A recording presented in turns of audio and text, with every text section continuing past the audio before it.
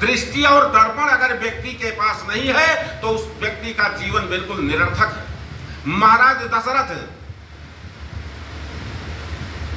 बुद्धि के द्वारा विवेक रूपी दर्पण पर दृष्टि डालते हैं, उसको देखते हैं, और जब देखा दर्पण उठा करके, शीशा ले करके जब अपना मुंह देखा, मुखाकृति को देखा, तो उनका मुकुट तिरछा पड़ गया था। उसको तत्काल सीधा कर लिया। राय सुभाय मुकुर कर लीधा, वदन बिलोकी मुकुट सम कीरा। मुकुट को सीधा कर लिया, और ये मुकुट का स्वभाव है, कभी इधर खिसकता है तो कभी उधर खिसकता है, एक जगह रह नहीं सकता है। माने ये सत्ता का स्वभाव है, कभी भाजपा की सरकार तो कभी सपा की, कभी कांग्रेस की सरकार बन जाती है, वो इधर उधर खिसका करती है। ठीक उसी प्रकार मुकुट जो है उसका स्वभाव है, वो घूमा करता है। महाराज दशरथ की दृष्टि पड़ी तो उनके कान के पास के जो बाल थे वो सफेद हो चुके थे। महाराज दशरथ ने घोषणा कर दी, कल अयोध्या के राज सिंहासन पर श्री राम का उत्तराधिकार प्राप्त होगा। अब हम राजा बनने के काबिल नहीं रह गए, मेरा मुकुट भी तिरछा पड़ गया है, कान के नीचे के बाल सफेद हो चुके हैं, अब मैं राजा बनने के योग्य नहीं रहा, इसलिए अब हमारा पुत्र राम राजा बनेगा। और यही अंतर है दशानन और दशरथ में। दशानन के पास न दृष्टि है न दर्पण, महाराज दशरथ के पास दृष्टि और दर्पण दोनों है। दशानन माने रावण, रावण दशरथ से किसी मामले में पीछे नहीं है, हर तरह की सुख सुविधाएं रावण के पास भी हैं। अगर महाराज दशरथ का 10 दिशाओं में रथ गूंजता था तो रावण भी 10 दिशाओं की यात्रा करता था। कहा जाता है कि जब महाराज दशरथ इंद्र के दरबार में जाते थे तो देवराज इंद्र अपने आधे सिंहासन पर महाराज दशरथ को विराजमान करता था, अर्ध सिंहासन आसन देई अपने सिंहासन पर महाराज दशरथ को विराजमान विराजमान करता था महाराज दशरथ को। लेकिन दशानन कहीं दशरथ से आगे दिख पड़ता है, वही देवराज इंद्र लंका में पहुंचकर क्षमा की भीख मांग रहा है। कर जोड़े सुर दिशप विनीता, भृगुट बिलोकत सकल सभीता। भयभीत होकर के क्षमा की भीख मांगता हुआ पकड़ा गया। कहने का अभिप्राय है कि दशरथ से दशानन किसी भी मामले में कम नहीं है। दशरथ के पास दृष्टि है और दर्पण है, लेकिन महाराज रावण के पास ना तो दृष्टि है ना ही दर्पण। अब दृष्टि है तो अनुकूल की जगह प्रतिकूल हो रही है। देखिए एक छोटी सी झांकी, महाराज दशरथ का मुकुट थोड़ा सा तिरछा हुआ तो राम राज्य की स्थापना की घोषणा कर दी, और महाराज दशरथ का मुकुट तिरछा नहीं हो रहा है। 2 बार अपशगुन हुआ। एक बार भगवान श्री राम का एक बाण जाता है मंदोदरी के कान के ताटंकों को, जिसे आप इस समय कहते हैं, क्या नाम तुम्हारे, वो झुमकिया। पहले वो ताटंक को काट दिया, छत्र को काट दिया, और रावण के 10 मुख के 10 मुकुट को जमीन पर गिरा दिया। छत्र मुकुट ताटंक तब हते ये कही बाण, एक ही बाण ने सब गिरा दिया। मंदोदरी भयभीत हो गई, लेकिन रावण उसको किसी तरह समझा बुझा करके काम चला लिया। और दूसरा अपशगुन तब होता है कि जब बाली कुमार अंगद रावण के दरबार में जाता है और रावण के सिंहासन पर एक मुक्के का प्रहार करता है तो रावण के 10 मुकुट जमीन पर गिर पड़ते हैं। तब तो मंदोदरी को आश्चर्य हुआ। मंदोदरी रावण से कहने लगी, स्वामी श्री राम की अभिन्न शक्ति है सीता, सीता को राम को वापस कीजिए, और जो महाराज दशरथ अयोध्या में करने जा रहे हैं वही निर्देश मंदोदरी रावण को समझाती है। राम ही सौंपी जानकी नाय पद कमल माथ, सीता जी को श्री राम को समर्पित कर दीजिए तो आज आप उसके अधिकारी बन जाएंगे जिसके अधिकारी महाराज जनक माने जाते हैं। भगवान श्री राम की अभिन्न शक्ति है सीता, और हम आप भी भगवान को समर्पण करते हैं तो भगवान की वस्तु को ही समर्पण करते हैं। जो कुछ है वो भगवान का तो है। ये चराचर जगत, दृश्य अदृश्य जो कुछ है सब राममय है और कुछ है ही नहीं। एको ब्रह्म द्वितीयो नास्ते, ब्रह्म एक है दूसरा नहीं। भरतस्य महज विष्णु क्षीर साई च लक्ष्मणः शत्रुघ्न विष्णु रूपाचा रामो सनातनः।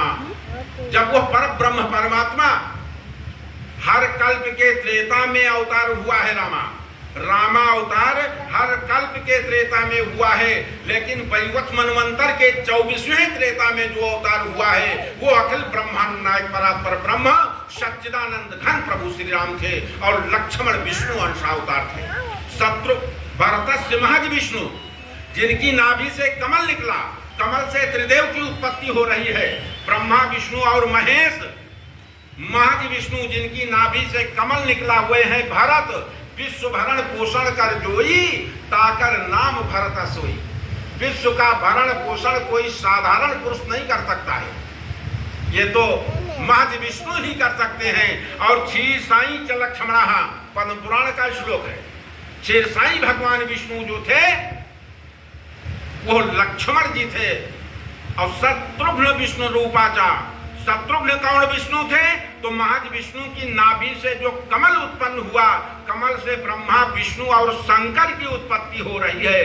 तो ब्रह्मा विष्णु महेश वाले जो विष्णु हैं वो शत्रुघ्न लाल हैं। रामो सनातना, राम जी से परे कोई है ये नहीं है। चाहे सगुण साकार ब्रह्म का उपासक हो, चाहे निर्गुण निराकार ब्रह्म का उपासक हो, उसे राम को तो स्वीकार ही करना पड़ेगा। बाबा कबीर कहा करते थे, जा मरने से जग डरे मेरो मन आनंद, कब मरी हो कब पाई हो पूर्ण परमानंद। बाबा कबीर कहते थे लोग मरने से डरते हैं, मैं तो मृत्यु के इंतजार में बैठा हूं, कब मेरी मृत्यु होगी, कब साक्षात पर ब्रह्म परमात्मा का दर्शन मुझे मिलेगा, श्री राम का दर्शन मिलेगा। यह सोच थी बाबा कबीर की। और जब राम जी का बुलावा पहुंचा, राम बुलावा भेजिया दिया कबीरा रोय। जब राम जी का बुलावा जो कहिए अंतिम समय आया बाबा कबीर का, तो बाबा कबीर रोने लगे। तो हमारे संतों ने बाबा कबीर से जिज्ञासा प्रकट की, कहा बाबा अभी तो आप कहते थे कि मुझे बड़ा आनंद मिलेगा, अब मरने से क्यों डर रहे हैं? तो बाबा कबीर ने उनकी शंका का समाधान किया। बाबा कबीर ने कहा मैं मरने से नहीं डर रहा हूं, मैंने तपस्या किया है, तब किया है, मैं यत्कत्वा निवर्तन्ते तत्धामम परमम, मैं परमात्मा के धाम को जाऊंगा, वहां परमात्मा का साक्षात्कार दर्शन होगा।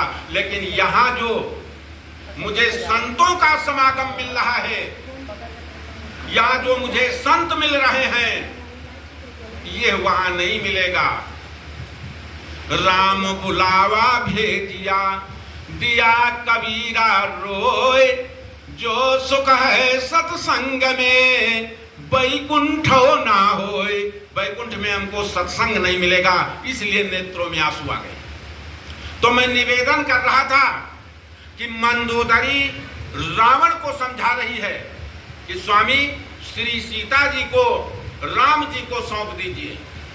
इतना नहीं, और ज्येष्ठ पुत्र है मेघनाद, उसका राज्याभिषेक कर दीजिए। अब तुम्हारी उम्र राजा बनने की नहीं रही। राम ही, गोस्वामी जी ने लिखा, अपने पास से नहीं बोल रहा हूं, राम ही सौंप जान की नायक कब नाय पद कमल माथ, असुत कहूँ राज समर्प बन जाई भजी रघुनाथ। पुत्र को का राज्याभिषेक कीजिए और जंगल में चल करके तपस्या कीजिए, जो महाराज दशरथ करने के लिए तैयार है। लेकिन रावण बहुत विवेकशील है, बहुत बुद्धिमान है। रावण ने मंदोदरी के जितने भी शब्द थे एकाग्रता से सुना और उल्टे जवाब कैसा दिया, ध्यान दीजिएगा। मंदोदरी से रावण ने कहा, प्रिय मैं समझ रहा था तुम अयोध्या वाले राम की बड़ाई कर रही हो, तब मेरे अंतर हृदय में बहुत दुख हो रहा था, लेकिन तुम तो एक पंडित की पंडिताइनी हो, बड़ा गंभीर भाषण तुमने किया है, तुम तो लंका वाले राम की प्रशंसा कर रही हो। अयोध्या वाले राम की प्रशंसा नहीं किया है, तुम तो लंका वाले राम की बड़ाई कर रहे हो। जब ये कहा तो मंदोदरी को पता लग गया। गोस्वामी जी ने लिखा है, जानहु प्रिया तोरे चतुराई, यही विधि कहव मोरी प्रभुताई। तुम तो मेरी ही प्रभुता कर रही हो। अब पता मुझे चला कि तुम लंका वाले राम की बड़ाई कर रही हो। तब मंदोदरी को ज्ञात हो गया कि कालवश उपजा अभिमाना। जब व्यक्ति का काल आ जाता है तो अभिमान का अंकुर जमाता है। विनाश काले विपरीत बुद्धि, रावण की बुद्धि पलट चुकी है, इसे कोई बदल नहीं सकता है। इसलिए सत्संग के माध्यम से लोग कहते हैं भगवान देना नहीं चाहते हैं, बाद में देते हैं। अरे भगवान पहले ही देते हैं, लेकिन भगवान का नियम है। 2 बार पहले भगवान का नाम बोलिए और बड़ी श्रद्धा के साथ बोलिए। एक बात और बता देना चाहता हूँ, ईश्वर अजेय है, उसकी जय घोष की कोई आवश्यकता नहीं है। तुम्हारे 2 बार नाम लेने से या उसकी जयकार लगा देने से उस पर ब्रह्म परमात्मा की जय घोष नहीं होगी। वो तो अजेय है, अजन्मा है, उसकी जय घोष की आवश्यकता नहीं है। फिर हम आप जयकारा क्यों लगाते हैं? ध्यान दीजिएगा, ईश्वर अजेय है, अजन्मा है, उसकी जय घोष की कोई आवश्यकता नहीं है। लेकिन जयकारा हम आप इसलिए लगाते हैं कि थोड़ा सा प्रसाद उसका हमें आपको मिल जाए। जैसे आप हमारे यहाँ अयोध्या आते हैं, हनुमानगढ़ी में अगर शक्कर वाला लड्डू लेकर के चढ़ाएंगे हनुमान जी को, तो शक्कर वाले लड्डू का प्रसाद आपको मिलेगा। और अगर बेसन का या शुद्ध देसी घी का आप चढ़ाएंगी या चढ़ाएंगे तो वो प्रसाद में आपको मिलेगा। जितनी तन्मयता से, यो कह लीजिए भक्ति की भक्ति पर देवता की शक्ति निर्भर है। जितने अंतर हृदय तन्मयता से उस पर ब्रह्म परमात्मा को आप याद करेंगे, उतनी जल्दी ही वो पर ब्रह्म परमात्मा आपके ऊपर कृपा दृष्टि बरसाएगा। भगवान श्री राम से सुंदर इस जगत में कोई नहीं। एक छोटी सी सुंदरता की झांकी हम आपके सामने रख रहे हैं। भगवान श्री राम कितना सुंदर थे। जिस समय भगवान श्री राम का प्रादुर्भाव हुआ, भगवान श्री राम अयोध्या की पावन भूमि पर प्रकट हुए हैं। आप सभी लोगों ने देखा होगा, किसी माँ की गर्भवती माँ हो, उसके पेट में बच्चा हो और 7-8 महीने का हो, तो उसकी सुंदरता विलीन हो जाती है। चेहरे पर सूजन आ जाती है, हाथ पैर सूज जाते हैं, पेड़ बढ़ जाता है। उसकी सुंदरता, हमारे कहने का अभिप्राय है कि सुंदरता बिल्कुल विलीन हो जाती है। लेकिन जब वो करुण करुणा बन वाले पर ब्रह्म परमात्मा तीनों महारानियों के गर्भ में उसकी शक्ति प्रवेश होती है, तो उनकी क्या दशा हुई कि मंदिर माह सब राजहि रानी, शोभाशील रूप की खानी। राजहि रानी, शोभाशील रूप की खानी। उनकी शोभा हजारों गुना बढ़ गई। और वो जब परब्रह्म परमात्मा प्रकट होता है और कौशल्याम्बा के प्रसूतिका गृह में जिस समय भगवान सामने प्रकट होते हैं, तो साधारण बालक के रूप में नहीं। गोस्वामी जी से पूछा गया कितने बड़े थे राम जब प्रकट हुए, तो गोस्वामी जी ने कहा कि अरे राम जी के एक एक रोम में करोड़ों ब्रह्मांड लटके दिखलाई पड़े कौशल्याम्बा। ब्रह्मांड निकाया निर्मित माया, रोम रोम प्रतिवेद कहे। वो पर ब्रह्म परमात्मा जिस समय प्रकट हुआ तो कौशल्याम्बा डर गई। कौशल्याम्बा ने कहा, विषय थोड़ा क्लिष्ट है, ध्यान दीजिएगा। कौशल्याम्बा पर ब्रह्म परमात्मा से कहती है, बेटा अगर कहीं चौखट से बाहर बात चली गई तो साधारण व्यक्तियों की बात नहीं करती मैं, बड़े बड़े विद्वानों की मति डोल उठेगी। कौशल्या ने किस प्रकार कितने बड़े बालक का जन्म दे दिया। माता पुन बोली सो मति डोली, बड़े बड़े विद्वानों की मति डोल उठेगी। इसलिए बेटा कीजिए शिशलीला, छोटा सा रूप धारण करो। परमात्मा भी सोच रहा होगा कि सबको छोटा बड़ा बनाने का अधिकार मुझे है। आज अयोध्या की एक माँ मुझे बालक बनने के लिए कहती है, और उसके बाद में जब छोटे से रूप में आए भगवान श्री राम तो कहा इससे काम नहीं चलने वाला है। जिस समय बच्चा पैदा होता बिल्कुल छोटे रूप में आ जाओ, जिससे मैं सूप में तुमको लिटा सकूं, और उसके बाद रोना भी चाहिए। आज भी व्यथा है, जब तक बालक रोता नहीं तब तक माताएं थाली नहीं बजाती। भगवान श्री राम से रोने के लिए कौशल्याम्बा कहती है, लोग हंसने के लिए कहते हैं, प्रसन्नचित होने के लिए कहते हैं, लेकिन अम्बा कौशल्या कहती हैं बेटा रो, कम से कम रोना प्रारंभ करो। तो भगवान श्री राम ने रोया नहीं, अभी इतना रोया, सुन बचन सुजाना रोदन ठाना। ठाना का मतलब बिल्कुल ठान लिया, रोते ही गए जोर जोर से, और इतनी जोर से रोए कि वाल्मीकि जी तो लिखते हैं कि महाराज दशरथ के 360 रानियां थी, और सभी रानियों के महल अलग अलग बने हुए थे। गोस्वामी जी ने 3 माताओं की चर्चा की है, सुमित्रा, कैकेयी और कौशल्या। 3 ही को ले लीजिए, वाल्मीकि जी को अलग कर दीजिए। अगर 3 महल बने हों तो कुछ दूरी पर लेकर के बने रहे होंगे, लेकिन भगवान श्री राम के पैदा होने की खबर किसी महल में नहीं जा रही है। अपितु राम जी की आवाज को सुन करके सभी माताएं दौड़ करके कौशल्या भवन के, कौशल्या जी के महल के प्रसूतिका गृह में पहुंचती है। सुने शीस रुदाना परम प्रिय बानी, सब भ्रम चली आई सब रानी। सभी रानियां पहुंच गई। भगवान श्री राम का रुदन सुन करके महाराज दशरथ को पता लगा कि कौशल्या को पुत्र हुआ है। राजा फूले नहीं समाया। राजा ने तुरंत एक दूत को बुलाया और कहा जाओ आचार्य जी को बुला कर लाओ, हमारे कुल पुरोहित हैं ब्रह्मर्षि वशिष्ठ, उनको बुला करके लाई। गुरु वशिष्ठ कहाँ गया हकारा, वो दौड़ते हुए ब्रह्मर्षि वशिष्ठ के यहाँ पहुंच गया। महाराज दशरथ बड़े प्रसन्न हैं। महाराज दशरथ अपने कुठारियों को आदेश दे दिया, सोना चांदी हीरा जवाहरात जो कुछ था कहा सबको दान कर दो। दान होने लगा। देखिए जनना सूतक और मरणा सूतक 2 प्रकार के हमारे सनातन धर्म में सूतक है। जनना सूतक बच्चा पैदा होने के बाद सूतक लग जाता है, और मरणा सूतक व्यक्ति के प्राण निकलने के बाद हो जाते हैं। दोनों सूतक का प्रभाव एक सा है, कोई एक दूसरे से कम नहीं है। जनना सूतक और मरणा सूतक में केवल अंतर इतना है कि जनना सूतक तब तक नहीं लगता है जब तक बच्चे का नालक छेदन नहीं होता है। अगर नालक छेदन हो गया समझो सूतक लग गया। जन्म से नालक छेदन के बीच का जो समय है वो बड़ा कीमती समय है। उस समय का किया हुआ दान बिल्कुल अक्षय हो जाता है। महाराज दशरथ ये जानते थे, इसलिए उन्होंने दान करना प्रारंभ कर दिया। तो जो दान पा रहा है वो भी अपने पास नहीं रखता है, अभी दूसरे को दान करने लगा। अयोध्या में कोई दान लेने वाला नहीं मिला तो लुटाया जाने लगा।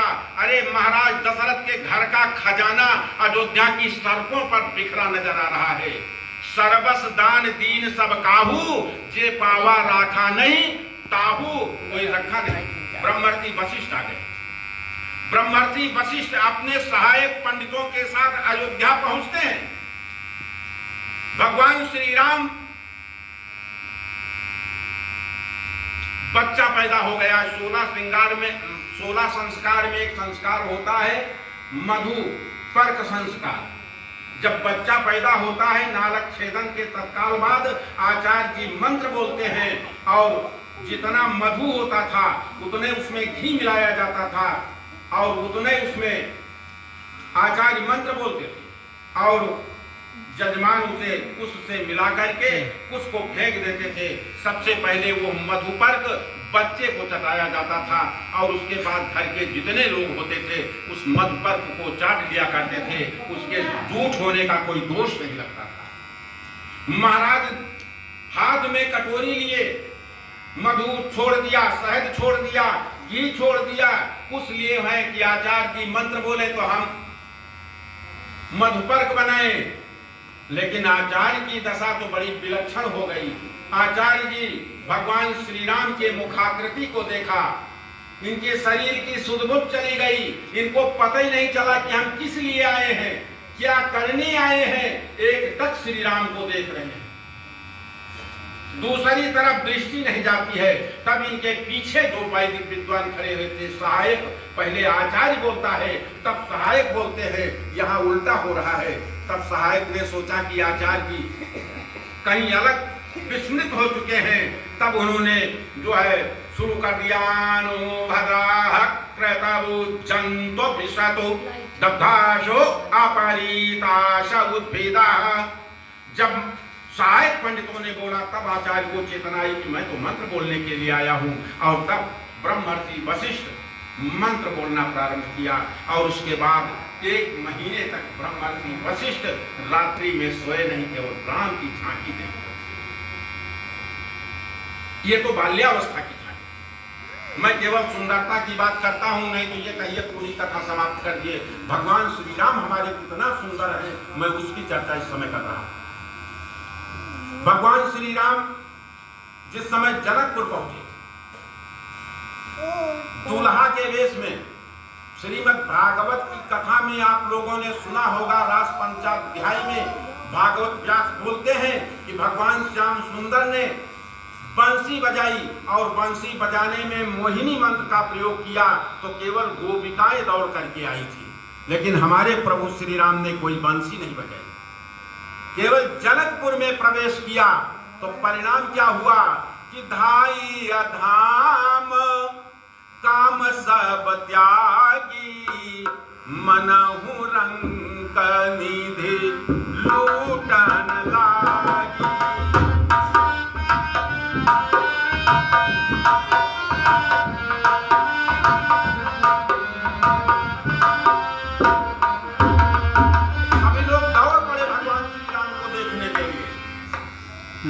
जो जहां है अपने काम को त्याग करके वहीं से दौड़ पड़ा। और उस भीड़ में एक बाबा सूर्य थे, परम संत थे, वो भी दौड़ रहे थे। बेचारे गिर पड़े। एक किसी महापुरुष ने उठाया और कहा, आप कहाँ जा रहे हो बाबा? बाबा सूर्य ने कहा, जहां आप जा रहे हैं वहीं मैं भी जा रहा हूँ। हमारे यहाँ अयोध्या सम्राट चक्रवर्ती नरेश के पुत्र मर्यादा पुरुषोत्तम राजराजेंद्र राघवेंद्र प्रभु श्री राम आए हैं, वही मैं भी जा रहा हूँ। उस व्यक्ति ने कहा, बाबा हम तो राम जी का दर्शन करने जा रहा हूँ, राम जी को देखने के लिए जा रहा हूँ, आप क्या करेंगे? बाबा सूर्य ने कहा, तुम राम जी को देखोगे और मैं जा रहा हूँ, शायद राम जी मुझे देख ले, इस उद्देश्य से मैं चल रहा हूँ। ये बाबा सूर्य का भाव था। और गंभीरता से देखिए कि जनकपुर के जो वासी थे वे लोग तो दौड़ ही पड़े। जनकपुर की राजरमणियां उस समय जिनको सूर्य का दर्शन नहीं होता था, इतने पर्दे नशीन थे कि वाल्मीकि जी ने भी लिखा, कृतवास रामायण में मिल रहा है और रामचरितमानस में भी इसका प्रमाण मिलता है कि जनकपुर की राजरमणियां जो सूर्य का दर्शन नहीं कर पाती थी, आज वे अपने अपने भवनों के झरोखों पर लग गए। भवनों के घर में जो खिड़कियां झरोखे हैं उससे झांक रही हैं, राम जी इधर से निकलेंगे तो दर्शन मिल जाएगा। इधर जब देवताओं में खलबली मची हुई है कि श्री राम जी का विवाह होने जा रहा है, तो देवताओं ने 5 प्रतिनिधियां तैयार की, यो कह लीजिए 5 पंच चुन दिए। प्रजापति ब्रह्मा, देवराज इंद्र, देव सेनापति कार्तिकेय, भगवान शंकर और भगवान विष्णु, ये सब अपने को साथ सवार कर तैयार हो गए। तो इनकी जो राजरमणियां थी वो भी पाउडर, क्रीम, लेवंडल, लिपस्टिक जो कुछ उस समय रहा होगा सब लगा करके भी तैयार हो गए। तो भगवान विष्णु ने लक्ष्मी से कहा, ब्रह्मा ने सरस्वती से कहा, इंद्र ने इंद्रायणी से कहा, मैंने अपनी अपनी पत्नियों से सभी देवता कहने लगे कि वहां हम ही लोग जाएंगे, तुम्हारी कोई आवश्यकता नहीं। सभी देवता चल पड़े, अपने अपने वाहनों में बैठ करके जनकपुर में पहुंच गए। लेकिन इनकी रानियां भी शांत नहीं बैठी, वह दूसरे वाहन में बैठ करके और वो भी पहुंच गई जनकपुर। भगवान श्री राम महाराज जनक के महल में प्रवेश कर चुके थे। देवता सब देख ही रहे थे। तब तक उमा ब्रह्मानी और ये जितनी थी ये पहुंच गई। ब्रह्मा जी की दृष्टि पड़ी सरस्वती पर, कहा मैं जा रहा हूँ। सरस्वती ने ब्रह्मा जी को चिढ़ाते हुए और महल में प्रवेश कर दिया। ये पुरुषों का दुर्भाग्य कह लीजिए।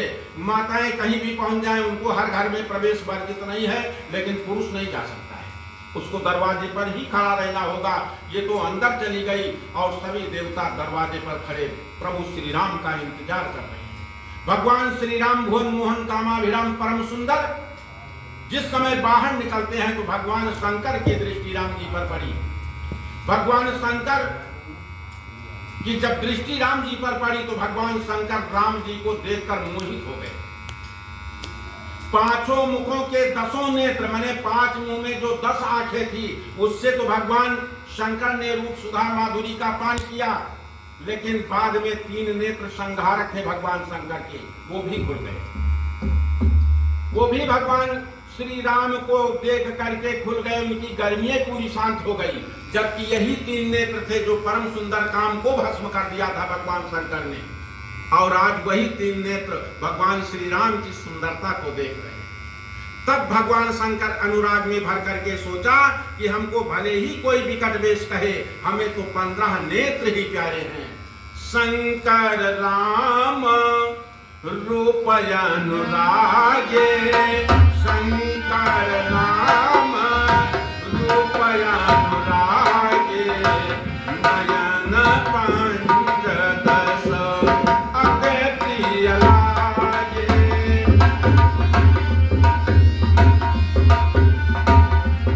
भगवान शंकर ने कहा हमें भले ही कोई विकट वेश कहे, हमें तो 15 नेत्र ही प्यारे हैं। चतुर्मुख ब्रह्मा जी ने भगवान श्री राम को देखा तो एक साथ हर्षाने और पछताने भी लगे। एक तरफ तो राम जी को देख करके हृदय में आनंद का समुद्र मर रहा है, दूसरी तरफ भगवान शंकर को जब देखते हैं तो उनकी अपेक्षा घाटे में रहने के कारण भगवान ब्रह्मा जी को दुख भी हो रहा है, पश्चाताप भी हो रहा है।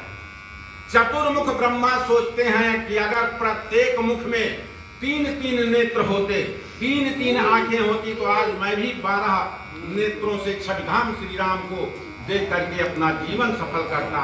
जो लोग पितामह ब्रह्मा छक भी रहे थे, साथ साथ पछता भी रहे थे। गोस्वामी जी ने स्पष्ट लिखा कि देखी रामी छब विधि अरसाने, आठय नयन जाने पछताने। आंखें आंखें जान करके बहुत बड़ा पश्चाताप हुआ। स्वामी कार्तिक ब्रह्मा का पौत्र उनसे देवढ़ा पड़ गया, 6 सिर